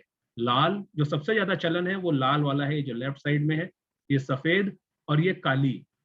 ये बेल में होती है, और इसकी जो बेल है वो वुडी होती है। वुडी यानी जैसे बोगनवेलिया आप जानते होंगे जिसमें फूल आते हैं, उसका जो स्टेम होता है अच्छा मोटा हो जाता है थोड़े समय के बाद में, थोड़ा वुडी जिसको हम बोलते हैं। तो इसका जो बेल है ये वुडी बेल होता है। इसको थोड़ा सा समय लगता है, 2-3 साल 4 साल लगेंगे आपको इस फॉर्म में आने में। अगर आप इसका कमर्शियल वैल्यू देखें, आजकल के सभी बच्चे बोलिए, यंगस्टर्स बोलिए, या इवन हम लोग बोलिए, हर चीज गूगल पे सर्च करते हैं। ये लाल गुंजा जिसे जो आपके सामने दिख रही है, इसका एक दाना 125 रुपए में ये अमेजोन और फ्लिपकार्ट वाले बेच रहे हैं, 125। और अगर आपके यहाँ ये आपने लगा लिया तो पता नहीं वो थोड़े समय, यानी 2-3 साल के बाद जब ये इसकी फ्रूटिंग चालू होगी, तो आपको यानी हर सीजन में कम से कम 2 किलो 3 किलो मिलेंगे, जिसमें हजारों रहेंगे। मैं ये नहीं चाहता कि आप भी उसको 125 में बेचो, वो बिकते कि नहीं वो मुझे पता नहीं, मैंने कभी खरीदे नहीं, मेरे खेत में लगे हुए। ये फोटो लाल वाली वहीं की है। अभी मैंने व्हाइट और ब्लैक भी लगाई है, लेकिन वो भी बहुत छोटी है। लाल वाली जो गुंजा है वो मेरे खेत की ही गुंजा है। तो कहने का मतलब है कि इसमें भी जो है वो प्रॉपर्टी है, इसमें भी प्रॉपर्टी है, मेडिसिनल प्रॉपर्टी है। ये बहुत सुंदर, ये मेरे घर में लगा हुआ झाड़ है, करीब करीब 40-45 फुट ऊंचा हो चुका है। कदम का झाड़, इंग्लिश में इसको टेनिस बॉल ट्री भी कहा जाता है। और कृष्ण कथा में भी, यानी पौराणिक कथाओं में भी इसका उल्लेख है। बहुत सुंदर सी कविता है कि यह कदम का पेड़ अगर मैं होता यमुना तीरे, मैं भी उस पर बैठ कन्हैया बनता धीरे धीरे।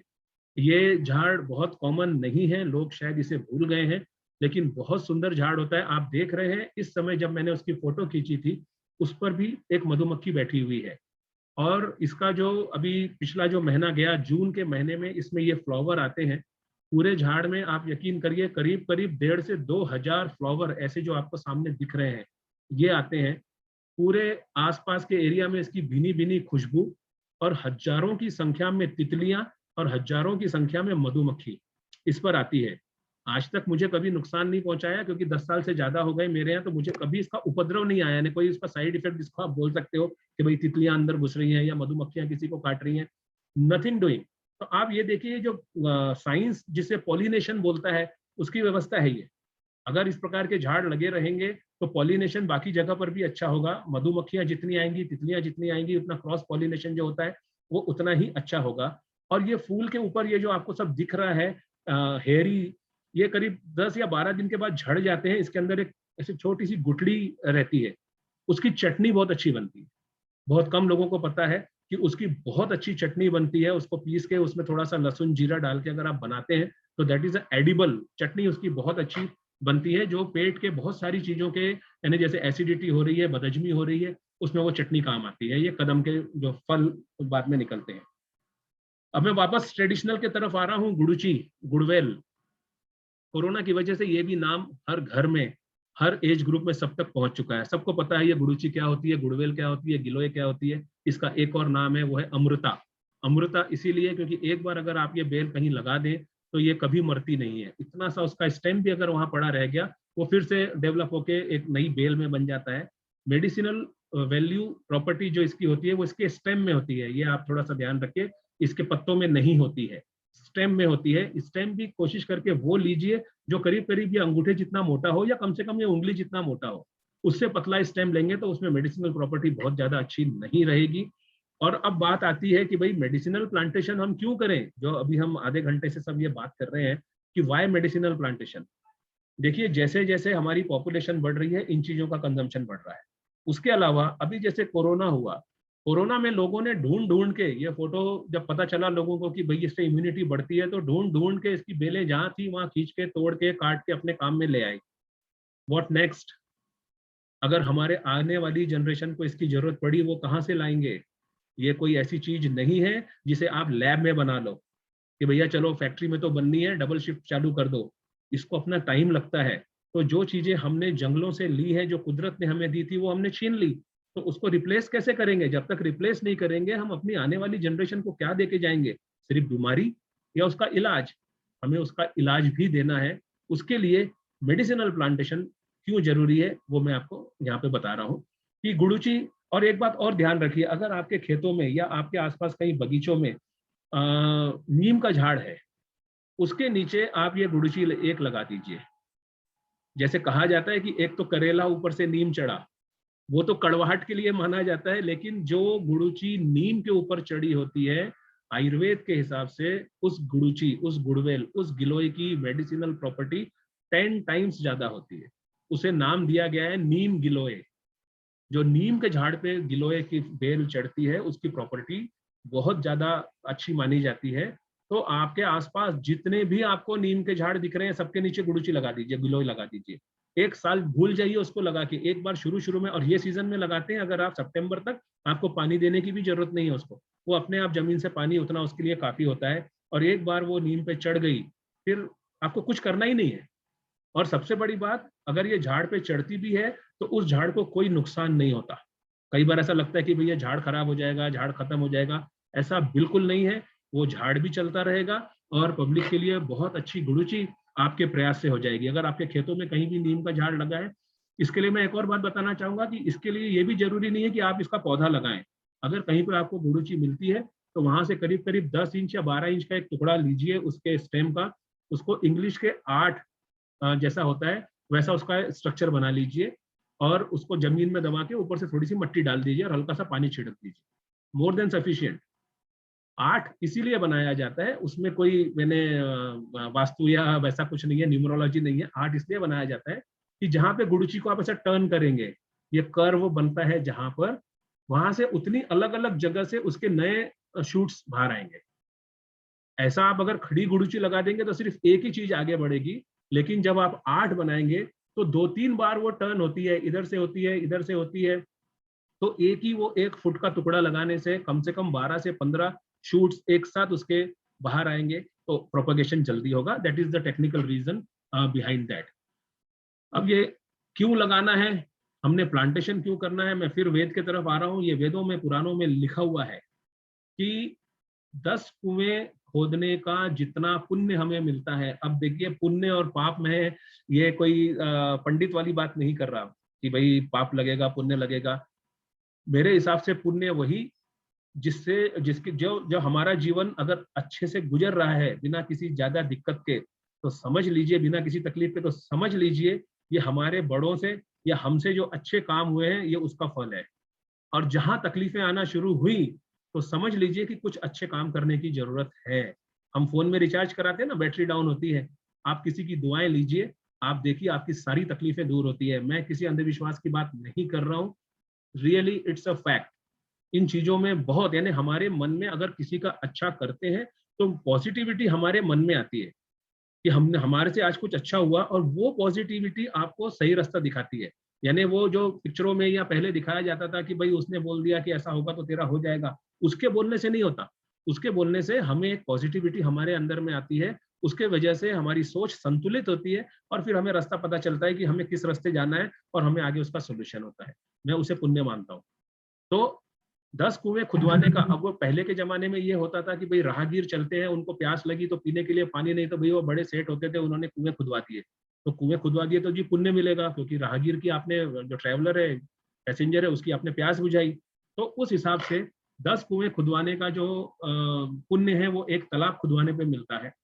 उसी हिसाब से 10 तालाब खुदवाने का जो पुण्य है वो एक झील खुदवाने पे मिलता है। क्योंकि देखिए साइज बढ़ता जा रहा है, कुएं से बड़ा तालाब, तालाब से बड़ी झील, और 10 झील के बराबर एक पुत्र। अगर आपका पुत्र सद्गुनी, जिसे हम कहते हैं सुपुत्र अपनी भाषा में बात करें, तो वो पुण्य हमें मिलता है, क्योंकि आपको देख के वो फॉलो करता है और वो भी समाज के लिए अच्छा काम करता है। और 10 पुत्र का जो पुण्य होता है वो एक झाड़ लगाने पे होता है। इसका मतलब कि झाड़ को लगाने में हमें कितनी ज्यादा वैल्यू है, कितना ध्यान देना चाहिए। फिर वही बात होती है कि झाड़ कोई भी लगाएं, झाड़ मेडिसिनल है। लेकिन अभी जो मैंने कुछ चीजें आपको बताई, और आगे एक स्लाइड, मेरे ख्याल से 1 या 2 स्लाइड मेरी बची है, जिसके बारे में मैं आपको बताना चाहूंगा कि हम घर में और या अलग अलग जगह पे कौन कौन से झाड़ लगा सकते हैं। तो हम ये झाड़ लगाएं ताकि सोसाइटी एट लार्ज सबको उसका फायदा मिले। ये आप देख सकते हैं, ये आप लोग रिकॉर्डिंग कर रहे हैं तो आप ये बाद में भी इसको कॉपी भी कर सकते हैं, नहीं तो आप मुझसे कहेंगे तो मैं भी आपको भेज दूंगा, स्क्रीनशॉट आप उसका ले सकते हैं। कि घर में लगा सकते हैं जो चीजें, उसमें एलोवेरा है, तुलसी है, मिंट यानी पुदीना, देन लेवेंडर, खस, अजवाइन, कड़ी पत्ता, तेज पत्ता, लेमन ग्रास, ये सारी चीजें जो है वो घर में गमलों में लग सकती है। अगर थोड़ी जगह आपके पास में बड़ी है, रोड साइड बोल दीजिए, या इस प्रकार के कुछ आपके स्कूलों में कहीं ऐसी व्यवस्था है, तो जैसे प्ले ग्राउंड होता है तो प्ले ग्राउंड के आप बॉर्डर में ये लगा सकते हैं, आपका जगह का भी इस्तेमाल हो जाएगा और दोनों काम हो जाएंगे। आंवला, भेड़ा, हिरडा, ये सारी चीजें जो है, और इसके लिए गवर्नमेंट की स्कीम्स भी आपको बहुत अच्छी मिलती है। नीम है, अमलतास जो मैंने आपको बताया, अर्जुन है, अशोक है, सप्तपर्णी है, अडुलसा है। अडुलसा यानी वासा, ये भी उसका नाम है। ये खांसी में बहुत ज्यादा इसका इस्तेमाल होता है। अर्जुन जो है वो बहुत अलग अलग प्रकार की हार्ट डिसऑर्डर्स, ब्लड प्रेशर में काम करता है। इंडस्ट्रीज लेवल अगर आपके पास में है, क्योंकि देखिए इंडस्ट्री में क्या होता है कि आजकल गवर्नमेंट ने कंपलसरी कर दिया है कि एक ग्रीन बेल्ट आपको हर इंडस्ट्री में डेवलप करना है। जो इंडस्ट्रियल एरिया होते हैं वहां पर भी प्रॉपर ग्रीन जोन उन्हें छोड़ने पड़ते हैं। लेकिन अगर वहां पर हम लोग ये सारे झाड़ जो मैं आपको बता रहा हूँ, ये सारे झाड़ देसी झाड़ हैं। मैं आपको एक बात और यहाँ बताना चाहूंगा, जैसे अक्सर हम लोग जो झाड़ लगाते हैं वो जैसे गुलमोहर के लगाते हैं, इस प्रकार के। गुलमोहर जो है वो देसी झाड़ नहीं है, गुलमोहर विदेशी झाड़ है। वो दिखने में अच्छा लगता है, फूल भी अच्छे आते हैं, लेकिन आप एक बात नोट करिएगा, गुलमोहर के झाड़ पर पक्षी कभी अपना घोंसला नहीं बनाता। आप आगे से ध्यान दीजिएगा, आपको गुलमोहर के झाड़ पर कभी पक्षी का घोंसला नहीं मिलेगा। यानी पक्षी को भी पता है कि ये झाड़ हमारा नहीं है, यहाँ का, ये झाड़ बाहर का है। झाड़ लगाने में मैं बुराई नहीं मानता हूँ कि भाई झाड़ नहीं लगाना चाहिए, लेकिन उन चीजों के बदले, अगर जैसे पेल्ट्रोफॉर्म एक झाड़ आता है, उसके भी बड़े सुंदर पीले फूल आते हैं, वो भी झाड़ जो है वो अपना इंडिजीनियस झाड़ नहीं है। तो ये जो सारी लिस्ट में आपको दे रहा हूँ, स्पेशली इंडस्ट्री के लिए जो यहाँ पर आप झाड़ देख रहे हैं, कुछ झाड़ ऐसे होते हैं, जैसे अगर आप जाते हैं इधर बॉम्बे साइड में, तो आप एक बात नोट करिए कि अगर आप सी फेस पे जाते हैं, जैसे वर्ली सी फेस है या फिर जो क्वींस नेकलेस है, वहां पे जो झाड़ सामने लगे हुए हैं घरों के, वो सब एक जैसे चौड़े पत्ते वाले झाड़ है। क्या कारण है वो झाड़ वहां लगाने का? कारण एक ही है कि समुद्र से जितनी तेज हवा आती है, अगर वहां पे सादे कोई दूसरे झाड़ जैसे अमलतास के भी लगाए जाएं, तो वो बिल्कुल उड़ जाएंगे, वहां से खराब हो जाएंगे, और वो हवा जितनी तेजी से आती है वो वहां घरों में जाएगी। इसीलिए इस प्रकार के झाड़ लगाए जाते हैं कि उसके पत्तों से एक कर्टन का वो काम करें और वहां पर वो हवा रुके। उसी प्रकार से इंडस्ट्री के लिए ये जो झाड़ आप यहाँ पे देख रहे हैं, भद्राक्ष है, नीम है, अंजन है, पीपल है, गुंजा है, गिलोय है, बरगद है, ये इसलिए लगाए जाते हैं क्योंकि इंडस्ट्री में जितना पोल्यूशन होता है, तो वो पोल्यूशन को दूर करने में इन झाड़ों की जो रोल है वो ज्यादा होता है। इसीलिए इस प्रकार के जो झाड़ हैं, और जो बेल है, अब जैसे इसमें मैंने लिखा है गुंजा या गिलोय, तो जो बड़े झाड़ आपने लगाए हैं ये उसके ऊपर चढ़ जाएंगे, तो दोनों अपने पर्पज सॉल्व हो जाते हैं। तो ये कुछ लिस्ट है जो अलग अलग इसमें हम लोग लगा सकते हैं, हम इसको आगे काम इस पर कर सकते हैं। मुझे उम्मीद है कि जो इन्फॉर्मेशन मैंने आपको देने की कोशिश करी वो आप सभी लोगों को पसंद आई होगी, या अगर आपको उसमें कुछ भी है, कोई क्वेरी है, कुछ आप पूछना चाहते हैं, and ma'am if time permits तो मैं क्वेश्चन आंसर्स के लिए यहाँ रेडी हूँ।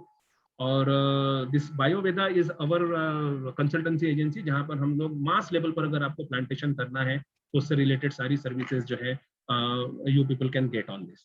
तो I request ma'am, I once again thank you very much for giving me this opportunity, जहाँ मैंने अपना ये प्रेजेंटेशन देने की कोशिश करी। और मुझे उम्मीद है कि जितने भी पार्टिसिपेंट्स यहाँ हैं उन्हें जरूर इससे कुछ फायदा मिला होगा। और रिक्वेस्ट इफ टाइम परमिट्स तो I am ready for the question. जी, first of all thank you so much sir. बहुत ही इम्पोर्टेंट प्रेजेंटेशन था, बहुत सारी इंफॉर्मेटिव जानकारी मिली। आप मेरे पास लगातार क्वेश्चंस आ रहे हैं, उसमें से सबसे पहला क्वेश्चन है जो मेरा भी कंसर्न है कि जब हम नर्सरी में जाते हैं और हमें अपने घर पे लगाने के लिए प्लांट चूज करना है, right, then how I choose and how I know कि this is a healthy plant? Okay ma'am, देखिए नर्सरी में कई बार अक्सर क्या होता है कि कुछ चीजें तो ऐसी होती है कि वो सिर्फ एक छोटा सा स्टेम लगा के उसमें रखते हैं, उसके नीचे रूट नहीं होती।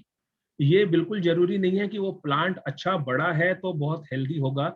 बेसिकली ये देखा जाता है कि वो प्लांट में जो लीव्स हैं वो कितनी हेल्दी हैं। अगर थोड़ी पीली पड़ रही है या ऐसे फ्रिल जिसको कहते हैं उस टाइप की है, कमजोर जिसे हम कहते हैं, तो ऐसा प्लांट ना लीजिए। ग्रोथ थोड़ी छोटी रही तो चलेगा, लेकिन वेजिटेटिव होना चाहिए। वेजिटेटिव इन द सेंस उसमें पत्ते कितने हैं, वो सारी चीजें देखना बहुत जरूरी है कि वो उसमें है कि नहीं। ये बेसिक चीज है जो आपको नर्सरी से प्लांट लेते हुए देखना है। और अगर आप फ्रूट्स के प्लांट ले रहे हैं तो बहुत छोटे छोटे झाड़ होते हैं, उसमें आपको दिखेंगे अमरूद भी लगे हुए हैं, इतना सा झाड़ है, अमरूद लगे हैं, चीकू लगे हैं, और वो जो होते हैं वो सारे टिश्यू कल्चर के होते हैं प्लांट। कोशिश करिए कि ऐसी जगह से लें जहां पर सर्टिफाइड आपको वो चीज मिल सके। जी सर, हमारे पार्टिसिपेंट जो भी क्वेश्चन पूछना चाहते हैं अपना हैंड रेज कर सकते हैं। आप अनम्यूट करने का आप चाहें तो उनको ऑप्शन दे दीजिए, if you wish. Hand raise करेंगे हैंड रेज करेंगे उसको अनम्यूट करके। यस, और मैं आपकी एक बात से बहुत सहमत हूँ। आपने बोला हर प्लांट में मेडिसिनल प्रॉपर्टीज होती है और हम काढ़ा रोज नहीं पी सकते, लेकिन किचन में हम बहुत सारी चीजें कर सकते हैं, जैसे विच आई रिमेम्बर जो मेरी मदर करती थी। जैसे अपने पास फ्रेश हल्दी मिलती है, तो जिस समय फ्रेश हल्दी का सीजन होता है, मेरी जो मदर थी वो कभी भी नॉर्मल ड्राई हल्दी नहीं डालती थी सब्जी। फ्रेश सब्जी का सीजन है तो वो बारीक कद्दूकस करके उसको डाला करती। वो जितना भी खाना बनाती है, डेली रूटीन में खाना बनता है, उसमें वो अदरक थोड़ा सा जरूर डालती है।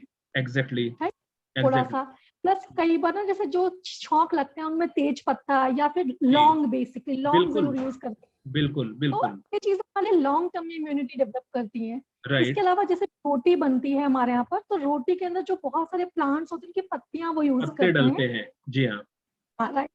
और वो बचपन से हमें एक बात और सिखाती है, मतलब मम्मी ने जो सिखाई है वो सिखाई है कि अगर हम सुबह उठते ही कोई भी जो प्लांट है उसके सबसे पहले पत्ती खा के जो पानी पीते हैं, it also works as a purification effect for the body. जैसे कोई भी पत्ती खा सकते हैं, जैसे तुलसी खा सकते हैं जी, मेरे ख्याल से अपन बहुत और भी खा सकते हैं, अमरूद की पत्ती खा सकते हैं। Hello sir, hello ma'am. जी जी, बताएं कौन है हमारे साथ, अपने आप को इंट्रोड्यूस करके सवाल पूछिए। Hello sir, hello hello ma'am. I am Shivi Sharma from my mother's ID. Sir मुझे आपसे एक छोटा सा सवाल था कि हमारे घर में भी रोजेस वगैरह बहुत सारे प्लांट्स लग रहे हैं, पर मुझे भी उन सब का बहुत शौक है प्लांट्स लगाने का। तो मेरा बहुत दिनों से ना रोज वाला प्लांट सही से चल नहीं रहा, उसके अंदर फ्लावर्स क्या लीव्स भी नहीं आ रही, तो उसको सही कैसे करना है? उसमें आपको मैन्योर डालना पड़ेगा।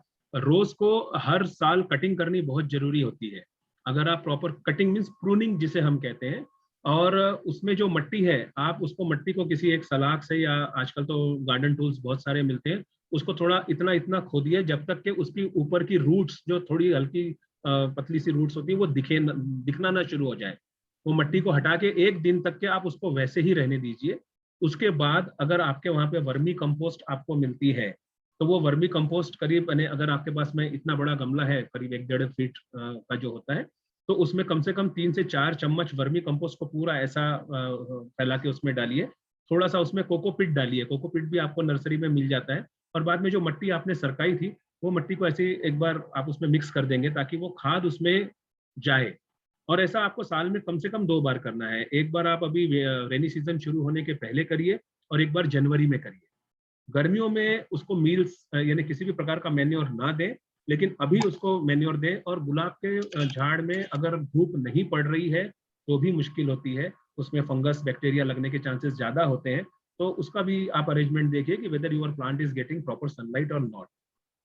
This will help you. हमारे साथ हमारे सोसाइटी मेंबर निर्मला जी मारू जुड़ी हैं, वो भी एक सवाल पूछना चाहती हैं। Welcome ma'am. Yes ma'am. आप अपना सवाल पूछें प्लीज। हाँ, जय श्री कृष्ण चेतन जी, बहुत अच्छा था आपका सेशन जय श्री कृष्ण। और काफी इंफॉर्मेटिव जानकारी मिली। मेरे यहाँ काफी मेडिसिनल प्लांट्स हैं, मेरे को शौक भी है, लेकिन how am I to know their names? मेरे को नाम नहीं पता। लेके आई थी तब तो पता था, एंड टैग्स भी लगाए थे, वो टैग्स हट गए। ओके। तो अब मैं उनके नाम कैसे जानूं? How am I to know? ऐसा कोई ऐप या कुछ? हाँ, इसमें ऐप भी है एक। गूगल में लेंस, गूगल में जो होता है उसमें लेंस आता है, LENS। हाँ, गूगल लेंस से तो नहीं पकड़ पाई मैं उनका नाम, ओके बिकॉज काफी सिमिलैरिटी आ जाती है। ओके। एक गूगल लेंस आता है। उसके अलावा आप ऐप स्टोर में जाएंगे तो 2-3 अलग अलग उसमें आपको ऐप दिखेंगे, बट दीज एप्स और दीज आर पेड एप्स, यानी काफी हैवी। 250 रुपए 500 रुपए ऐसा उनका 1 मंथ का चार्जेस होते हैं। Otherwise you can do one thing, उससे है कि आपका जो भी प्लांट का आप अभी जितने आपके घर में है उनका अच्छे से 2-3 फोटोज लेकर आप मुझे भेज दीजिए। मेरा नंबर आपको मैम से मिल जाएगा, तो मैं कोशिश करूंगा कि मैं आपको बता सकूं कि वो कौन से झाड़ है। बहुत बहुत धन्यवाद चेतन जी, बहुत यूजफुल रहेगा।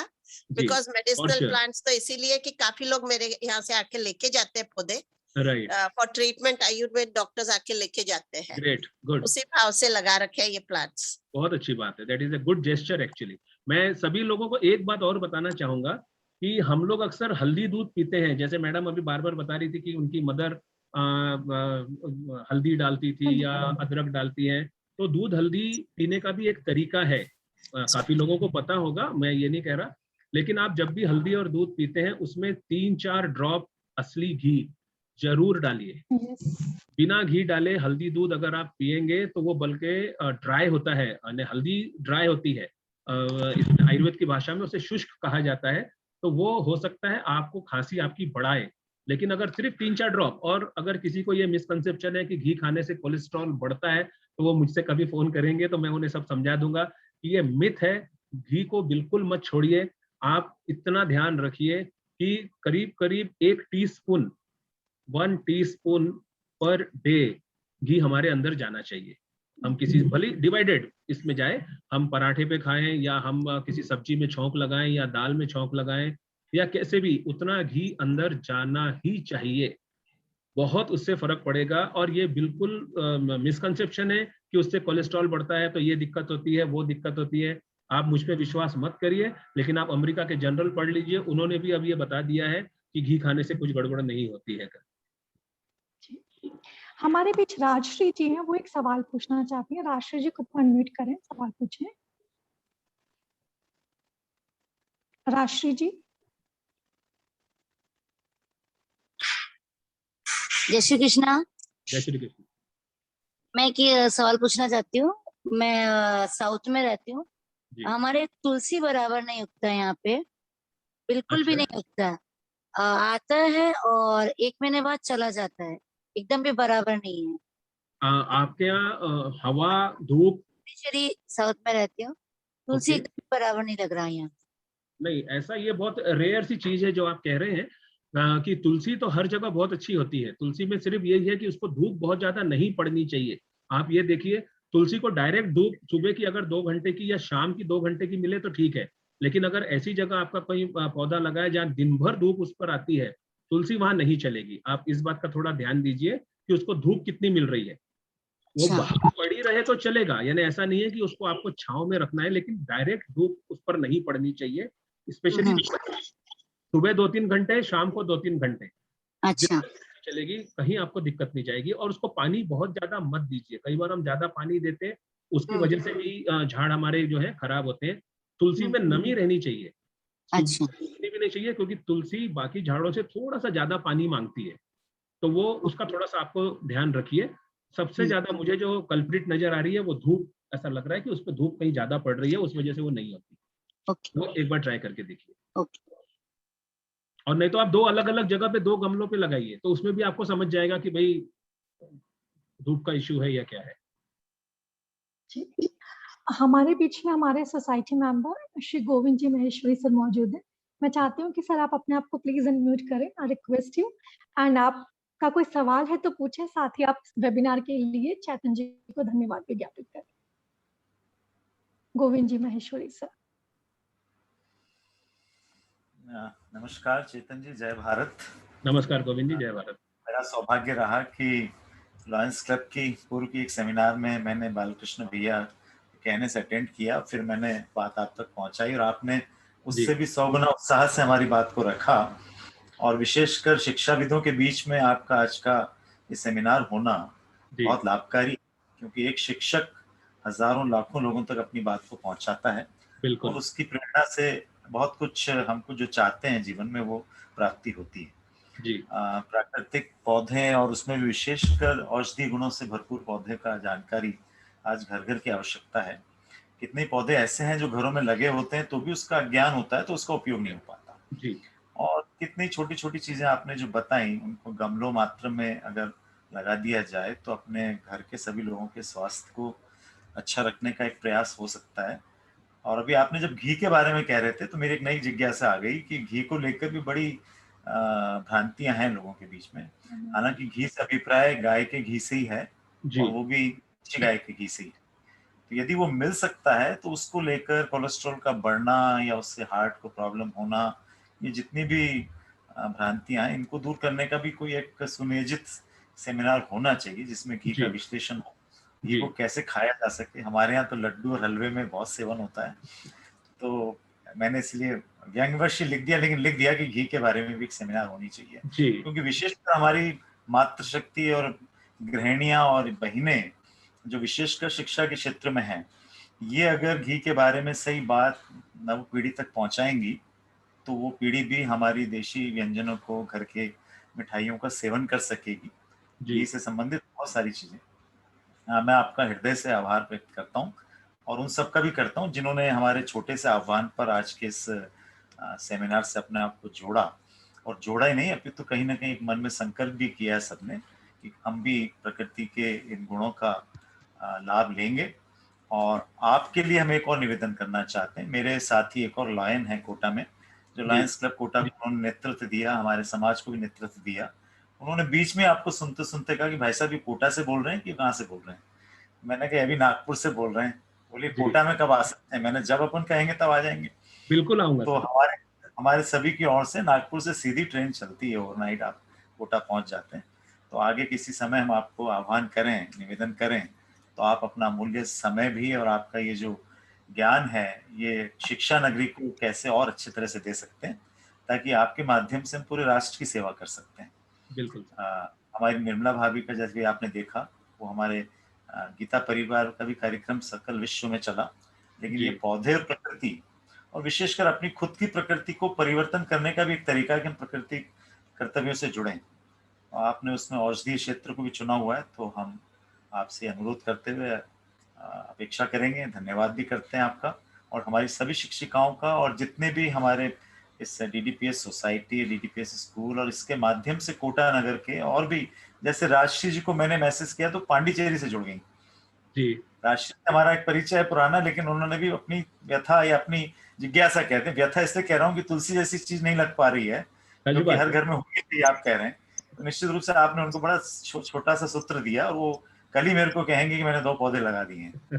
अब आगे रिपोर्ट क्या आती है देखा जी, जाए। ज्ञान और सर, ज्ञान जितना बांटेंगे ज्ञान उतना बढ़ता है, और हमें भी अगर कहीं कुछ बोलना है तो उसके पहले हमें भी सीखना होता है। ये आप सब टीचर्स हैं यहाँ पर, और मेरी पत्नी भी टीचर है। वैसे सभी की पत्नियां होती हैं, लेकिन प्रोफेशनली तो मेरी पत्नी भी टीचर है, तो ये नहीं, वो बात सभी की चीज होती है। तो। और आपने बात करी कि कोटा के लिए डायरेक्ट ट्रेन है। मैं आपको एक बात बताना चाहूंगा, ये मेरा सौभाग्य होगा कि मैं आप लोगों से आके पर्सनली मिल सकूं। ट्रेन डायरेक्ट जी हो ना हो, हमारा कनेक्ट डायरेक्ट होना चाहिए, और बाकी जी तो जी सब सेकेंडरी है। यानी ऐसी कोई चीज नहीं है, जो मन में इच्छा हो तो हम कहीं भी मिल सकते हैं।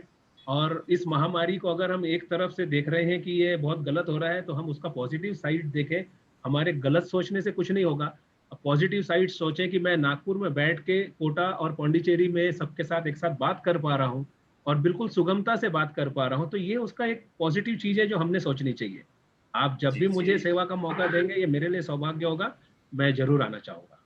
जी, हमारी तो विद्यालय की सभी पूरी टीम का ये हमेशा ध्येय रहता है कि जी सकारात्मक चीजों का प्रचार प्रसार हो, उनको बिल्कुल। व्यापकता प्रदान हो। और आप तो वैसे भी मध्य भारत में बैठे हैं, विदर्भ क्षेत्र का तो बहुत बड़ा जी योगदान है। जी जी प्रकृति में जी, नागपुर के संतरे पूरे विश्व को जाते हैं, हम पूरे जानते हैं। विश्व में जाते हैं। और हमारे आनंद जी राठी का भी ये मन है कि वो भी इस तरह की बहुत सारी गतिविधियां कर रहे हैं, पौधे कई जी तरह के जी लगा जी रहे हैं। जी। आप यदि इस क्षेत्र में आएंगे तो हम कोटा जैसी पथरीली भूमि में भी कुछ ना कुछ कर पाएंगे, ऐसा नहीं, मुझे बहुत लगता है। अच्छा। कोटा जैसे में गूगल जो यूज होता है, नॉट दिस इंटरनेट का गूगल, आयुर्वेद में गूगल एक रेजिन है, जो झाड़ का रेजिन होता है, वो खास राजस्थान साइड में बहुत अच्छे से हो सकता है। और बहुत सी ऐसी चीजें हैं। मैंने कहा ना कि ये प्रकृति जब बनी है, हर जगह पानी नहीं है और हर जगह रेती है, ऐसा भी नहीं है। पूरी प्रकृति अलग अलग है, लेकिन ये वेजिटेशन आपको हर जगह मिलेगा, कहीं कम कहीं ज्यादा। तो हर जगह हर चीज की जा सकती है, और उसके हिसाब से अगर हमको कमर्शियल पॉइंट ऑफ व्यू से भी मेडिसिनल कल्टीवेशन करना है, तो उस पर भी हम लोग बहुत अच्छा काम कर सकते हैं, क्योंकि ये भी एक सोसाइटी के लिए सेवा होगी। यानी हमारी आने वाली जनरेशन को ये औषधियां, ये जड़ी बूटी कहाँ से मिलेंगी, क्योंकि ये जितनी मिली हुई है ये तो हम खत्म करके जाएंगे अपने साथ में। तो आने वाली जनरेशन के लिए तैयार करना हमारा ही काम है, ये हमारी ही जिम्मेदारी है। वैसे भी हमारी आज की बहुत अधिक संख्या में लोग शिक्षक और विद्यालय परिवार के अलावा जी अन्य संस्थाओं के, मेरे मित्र अनूप चतुर्वेदी जुड़े हैं, मनोहर जी द्विवेदी जुड़े हैं, जय जी जैन जुड़े हैं। ये सब लोग स्तंभ हैं हमारे यहाँ के समाज के और समाज की संस्थाओं के। हम जी इनके माध्यम से आपके इस ज्ञान को आगे और बड़े स्तर पर भी यदि करना चाहेंगे जी तो आपका साक्षात यहाँ पे आना और लाभकारी होगा, और जरूर, हम उसको एक बड़ी संख्या में लोगों को बिल्कुल बिल्कुल। It will be a pleasure for me. जी, बहुत बहुत धन्यवाद। Thank you sir, thank you everybody. यहाँ की मंजूश्री जी भी जुड़ी हैं, उन्होंने लॉयंस वालों को भी कम्युनिकेट किया है, जी उनका भी धन्यवाद करता हूँ। सभी लॉयन बंधुओं का धन्यवाद करता हूँ। रोटेरियंस भी जुड़े, उन सबका धन्यवाद करता हूँ। और मैं अपने विद्यालय परिवार से अपेक्षा करते हैं हम कि ऐसी गतिविधियों में बढ़ चढ़ कर भाग लेंगे। सिर्फ एक किताबी ज्ञान ही हम शिक्षा का वो ध्येय नहीं होता, शिक्षा का व्यवहारिक ज्ञान बहुत महत्वपूर्ण है, और उसमें आप अभी तक जुड़ते रहें। ऐसे कई कार्यक्रम आपने इस लॉकडाउन में किए, आगे भी हम करेंगे। उसमें आप सबका इसी तरह से समर्थन और योगदान मिलता है। और सर, जितने भी पार्टिसिपेंट्स हैं, मैं फिर से रिक्वेस्ट करना चाहूंगा, वो जब भी चाहे, हो सकता है कुछ लोगों के क्वेश्चंस वो पूछ ना पाए हो या हम आंसर ना दे पाए हो, आप चाहें तो मैडम से, चाहे तो मैं अभी बता देता हूँ, आप मेरे से डायरेक्ट आप शेयर कर दीजिएगा सर। जी हाँ जी, कभी भी जरूरत पड़े तो आप मेरे से कांटेक्ट कर सकते हैं, कोई दिक्कत नहीं। बहुत आपकी ये सहजता, सरलता निश्चित रूप से आपकी प्रकृति को दृष्टि वो करती है। प्रकृति के साथ रहता हूँ सर, प्राकृतिक रूप में रहना चाहता हूँ। थैंक यू, बहुत बहुत धन्यवाद। Thank you very much, thank you everybody. जय भारत। जय भारत। गोविंद सर, हमने आपका पॉइंट नोट कर लिया है। घी पर हम आगे जरूर एक प्रोग्राम करेंगे, और सर के साथ में भी मैं नेशनल, आपने मुझे जो प्लांट बोर्ड के बारे में बताया, उसके लिए मैं आपसे जरूर संपर्क करना चाहूंगी, ताकि हम अपने स्कूल में इसका प्लांटेशन कर सके। हाँ, कोई बहुत अच्छा सुझाव। बहुत जी अच्छा बिल्कुल सुझाव है। बहुत ही बिल्कुल, मैं अच्छा आपको सुझाव है। सारिका जी का भी धन्यवाद कि इनको इशारा करना होता है ऐसे किसी भी अच्छे कार्यक्रम का, रचनात्मक कार्यक्रम का, वो उसमें जी जान से जुट के कैसे भी मेरे पहले उसको हासिल करें। मैंने इनसे कहा चेतन जी से मैं बात करके समय देता हूँ, उन्होंने बोले मैंने ले लिया। हाँ बिल्कुल, ऐसे होना कंटिन्यूअस मैडम का मेरे से कांटेक्ट चल रहा था हर चीज पर, और बिल्कुल मेटिकुलसली हो रहा था। बहुत बहुत धन्यवाद। और घी वाले कार्यक्रम में जब अंदर वो संगोष्ठी हो जाए तो बाहर निकलने पर घी के अच्छे अच्छे व्यंजन सबको खाने को मिलने चाहिए। बिल्कुल बिल्कुल।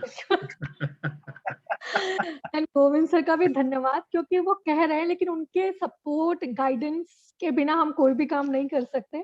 सो thank you so much sir, नहीं कर थैंक यू पाते। To all the society member. जी, very special thank you to Chetan ji, जिन्होंने हमारी एक फोन करने पर वो माय आए। प्लेजर। सभी स्टाफ मेंबर, हमसे जुड़े सभी लोगों का बहुत बहुत हार्दिक धन्यवाद। Thank you so much one and all. जय भारत। Thank you. जय भारत।